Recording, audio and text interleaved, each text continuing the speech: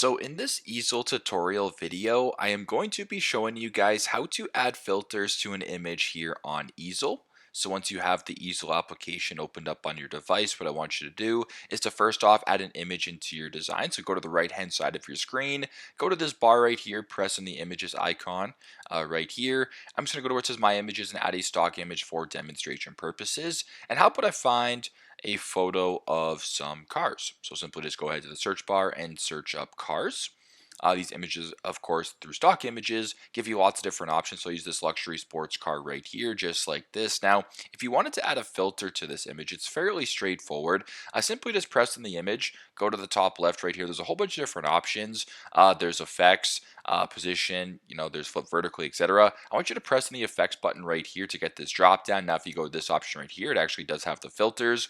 So you can, do a normal filter, X Pro filter, Willow, Walden. You can view all the other filters as well, whatever the case may be. Lo-fi, so for example, if you want to keep that filter, you can do that, and there you go.